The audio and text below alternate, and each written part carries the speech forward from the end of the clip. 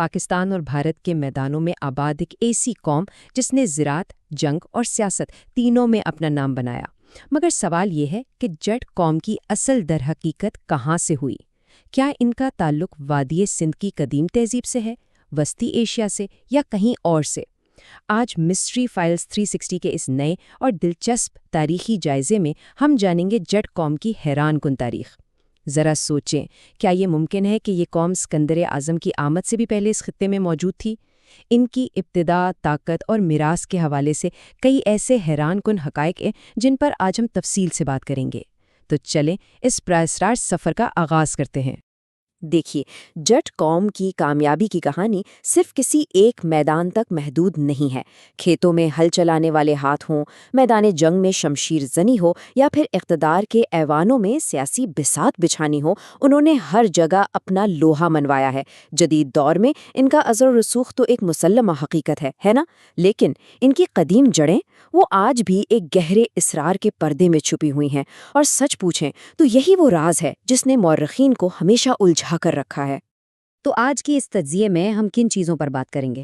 سب سے پہلے جٹ قوم کا ایک بنیادی تعارف ہوگا، پھر ہم ان کی ابتدا کے رازوں کو کھنگالیں گے، اس کے بعد اسلامی دور میں ان کی تاریخ، ریاستوں کا قیام، اور آخر میں بات ہوگی آج کے یعنی جدید دور کے جٹوں کی۔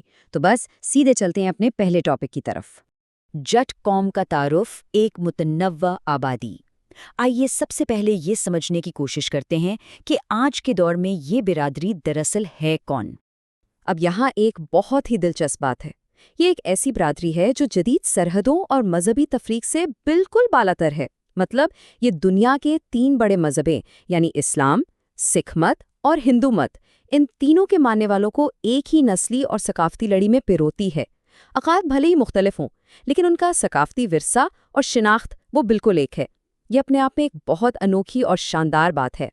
ابتدا اور تاریخ کے راز، ایک قدیم معمہ۔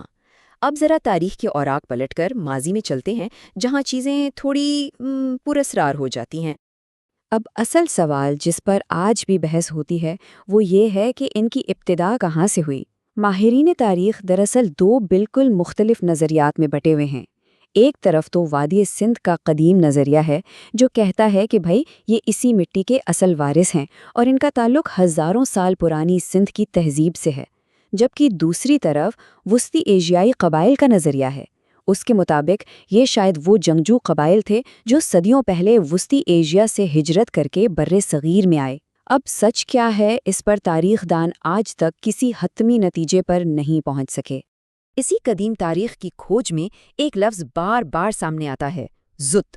عرب مورخین نے اپنی پرانی کتابوں اور حوالوں میں اس گروہ کا بہت ذکر کیا ہے، لیکن کیا یہ زت دراصل وہی لوگ ہیں جنہیں آج ہم جٹ کہتے ہیں؟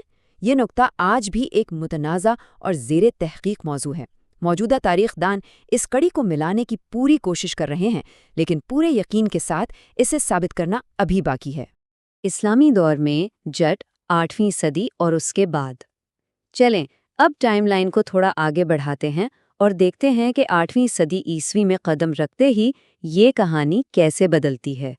اگر ہم اس تاریخی سفر پر نظر ڈالیں تو 712 عیسوی میں جب محمد بن قاسم سندھ آئے تو عرب تاریخ دانوں نے وہاں موجود جٹ قبائل کو باقاعدہ ڈاکیومنٹ کیا۔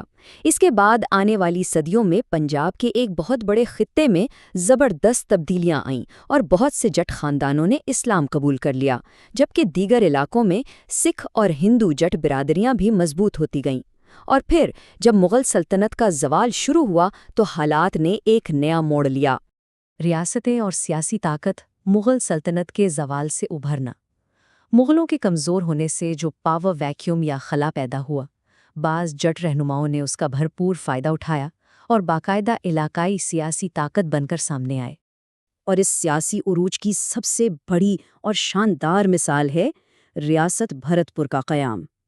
یہ اس بات کا جیتا جاگتا ثبوت ہے کہ یہ لوگ صرف زراعت تک محدود نہیں تھے، بلکہ ایک طاقتور اور منظم ریاستی ڈھانچہ کھڑا کرنے اور اسے کامیابی سے چلانے میں بھی انہیں کمال کی مہارت حاصل تھی۔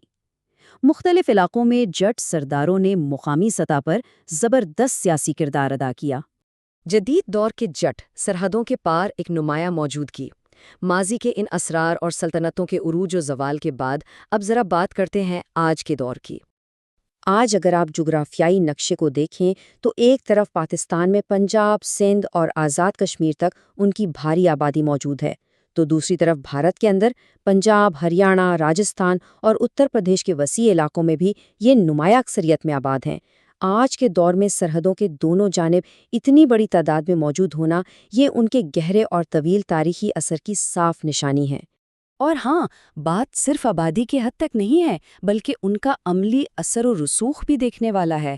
آج کے دور میں چاہے زراعت کا روایتی شعبہ ہو، ملک کا دفاع ہو، ایوانوں کی سیاست ہو، بڑے بڑے کاروبار ہوں یا پھر کھیلوں کا میدان، آپ کو ہر جگہ جٹ برادری کے لوگ انتہائی نمایاں پوزیشنز پر ملیں گے۔ انہوں نے اپنی محنت اور صلاحیت سے ہر فیلڈ میں خود کو منوایا ہے۔ لیکن ان سب باتوں کے باوجود ایک سوال آج بھی وہیں کا وہیں کھڑا ہے۔ جدید دنیا میں ان کے بے پناہ اثر و رسوخ کو تو ہم سب دیکھ رہے ہیں، مگر کیا ان کی ابتدا کے وہ قدیم اور پراسرار راز جو وادی سندھ اور وسطی ایشیا کی ریت میں کہیں دبے ہیں، کیا وہ کبھی پوری طرح افشا ہو سکیں گے؟ جٹ قوم کی تاریخ واقعی کئی رازوں سے بھری ہوئی ہے اور ان کی اصل کے بارے میں تحقیق آج بھی جاری ہے۔ خیر، اگر آپ کو ایسی پراسرار اور تاریخی ڈاکیومنٹریاں پسند ہیں تو مسٹری فائلز 360 کو سبسکرائب کریں اور کامنٹس میں بتائیں کہ اگلی ڈاکیومنٹری کس قوم یا تاریخی راز پر ہونی چاہیے۔ ملتے ہیں اگلے تجزیے میں۔